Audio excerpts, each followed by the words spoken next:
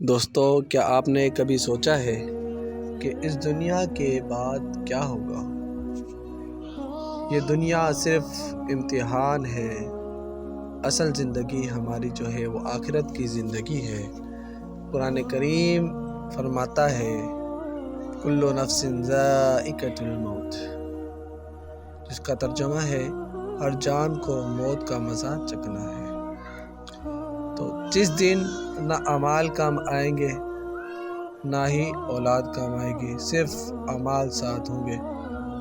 قبر کا اندھیرا اور اکیلا پن کا احساس ہوگا۔ اس دن صرف وہی بچے گا جو اللہ پاک کا فرمانبردار ہوگا۔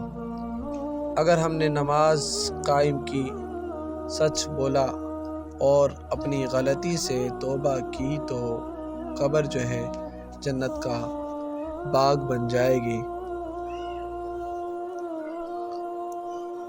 لیکن اگر ہم غفلت میں رہے تو آخرت کا عذاب سوچ سے بھی زیادہ سخت ہوگا۔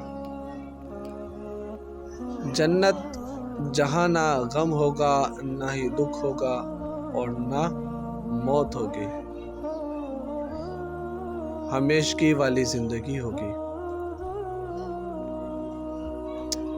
اور جہنم، اللہ پاک ہم سب کو محفوظ رکھے جہنم سے، جہاں صرف پچھتاوا ہوگا۔ دوستو، ابھی وقت ہے ہمارے پاس اللہ کی طرف